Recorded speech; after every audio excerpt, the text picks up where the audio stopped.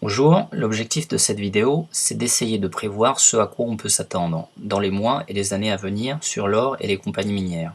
Maintenant, on va prendre le BGMI, qui est un indice des compagnies minières de métaux précieux.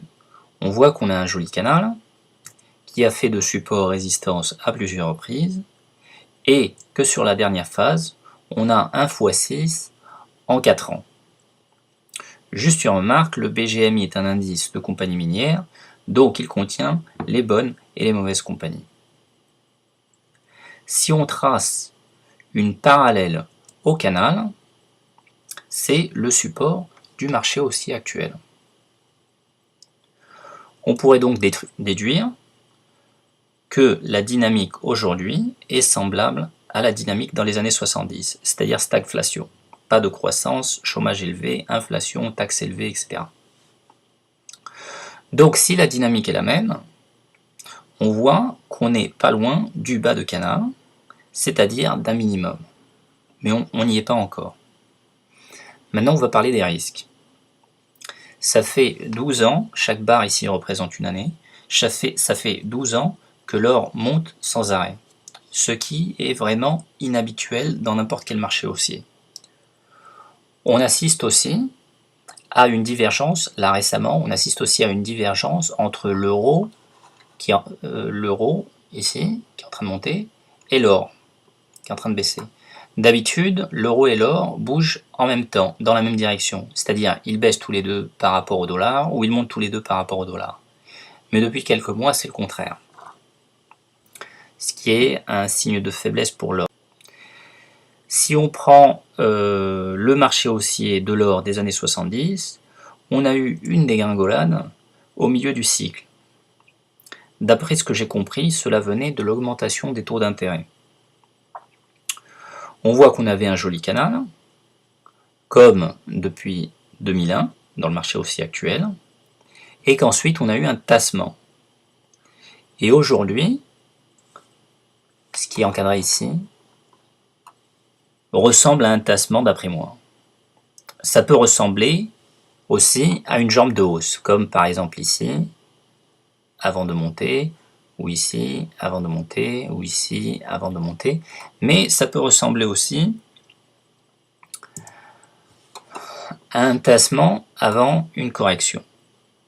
Si la dynamique est la même que dans les années 70, on peut tomber jusqu'à 1200 $.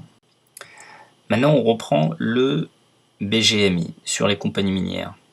Lors de la chute des années 70, il a corrigé de presque 65%, ici. Aujourd'hui, on a une correction entre ce maximum et là où on est aujourd'hui, on a une correction de presque 35%. Donc il reste peut-être un peu plus avant de rebondir. On peut donc s'imaginer que ça baisse jusqu'ici, jusqu'à un point ici, vers le bas du canal, peut-être juste un peu en dessous, un peu au-dessus. Mais on peut s'imaginer que ça baisse encore un peu.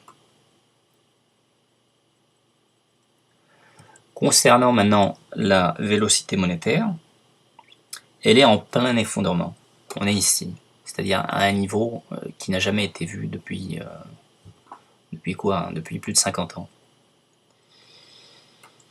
L'activité économique aux États-Unis, mais c'est valable pour tous les pays occidentaux, est en train de baisser à des niveaux extrêmement bas. Économiquement parlant, c'est un très mauvais signe.